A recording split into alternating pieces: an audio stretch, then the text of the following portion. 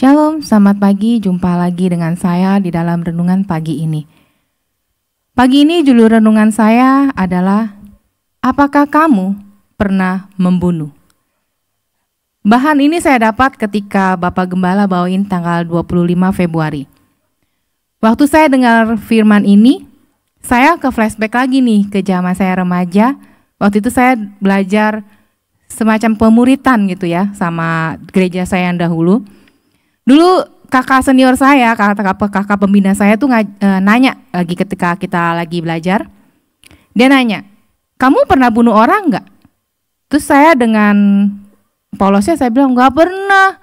Bunuh nyamuk aja saya enggak, bunuh kecoa saya takut, ya kan, bunuh yang lain saya nggak pernah bunuh, nggak pernah ngebunuh, saya bilang gitu.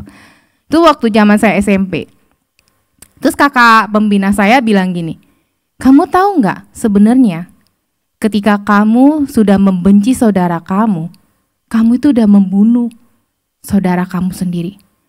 Terus ayatnya juga sama nih dibukain gitu dengan yang Bapak Gembala bawain. 1 Yohanes 3 ayat 15.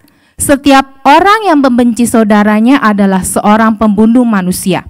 Dan kamu tahu bahwa tidak ada seorang pembunuh yang tetap memiliki hidup yang kekal di dalam dirinya. Jadi waktu saya dengerin firmannya Bapak Gembala, saya merasa, oh ya, saya mulai diingetin lagi gitu kan. Firmannya meremah gitu kan. Saya jadi langsung ketika flashback itu saya ingat bahwa iya juga ya, dulu saya waktu belajar masih remaja diajarin nama si cicinya bahwa membenci saudara itu berarti kita membunuh orang tersebut, kita membunuh karakter dia. Saudara tahu ketika kita membenci, kita akan membunuh orang tersebut. Ya kalau orangnya, apalagi kalau orangnya kita tahu kita benci banget sama dia gitu kan, kita pasti otomatis sikap kita, sifat, sikap, tindakan kita gitu, dia akan melihat gitu kan. Dia misalnya saya benci si A gitu kan, terus si A merasa nih saya benci dia gitu kan, terus saya nggak mau beresin tuh, saya dengan pribadi dia, saya benci aja dia.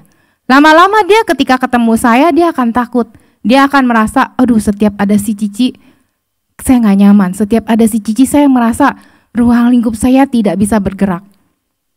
Begitu juga sebenarnya dengan karakter kita. Ketika kita membenci, kita juga nggak bertumbuh apa-apa saudara. Tidak ada pertumbuhan rohani sama sekali. 1 Yohanes 4 ayat 20. Jikalau seorang berkata, aku mengasihi Allah, dan dia membenci saudaranya, maka dia adalah pendusta. Karena barang siapa tidak mengasihi saudaranya yang dilihatnya, tidak mungkin mengasihi Allah yang tidak dilihatnya.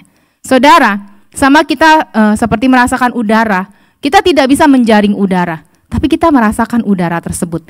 Kita nggak bisa lihat udara, tapi kita bisa bernafas pakai udara tersebut yang Tuhan berikan. Bagaimana kita bisa mengasihi Allah? Kita bilang gini, Tuhan aku cinta sama Tuhan, aku mengasihi Tuhan. Tapi kita benci sama saudara kita. Kita nggak suka sama saudara kita. Ada duri di dalam daging kita bahwa saudara kita itu menyakiti hati kita sampai sakit banget. Jadi percuma saudara, ketika kita bersekutu sama Tuhan, ketika kita mau melekat sama Tuhan, tapi kita masih benci saudara kita, itu kita nggak ada artinya di mata Tuhan. Kita tidak akan bisa bertumbuh, kita tidak bisa berjumpa dengan Tuhan karena ada kebencian dalam hidup kita. 1 Yohanes 4 ayat 16. Kita telah mengenal dan telah percaya akan kasih Allah kepada kita. Allah adalah kasih, dan barang siapa tetap berada di dalam kasih, ia tetap berada di dalam Allah dan Allah di dalam dia. Ingat saudara, kalau pagi ini masih ada satu kebencian di dalam hati saudara, bereskan buru-buru. Mau sama saudara kandung, mau sama saudara seiman, beresin. Jangan sampai nih Allah yang ada di dalam hidup kita, Allah yang sumber kasih itu menjadi tidak ada artinya dalam hidup kita karena kebencian. Ingat Bapak Gembala juga memberikan satu kesaksian mengenai satu keluarga bahwa ada asap, ada selubung yang menyelubungi keluarga tersebut. Tapi ketika dilayani, selubungnya hilang. Mulai ada sesuatu yang Tuhan kerjakan di dalam hidup keluarga-keluarga ini. Sama dengan pribadi saudara dan saya. Ketika kita beresin sesuatu, apalagi kebencian, lama-lama menjadi akar pahit. Akar pahit akan menjadi satu penyakit yang merongrong tubuh kita. Mari saudara, kita berdoa.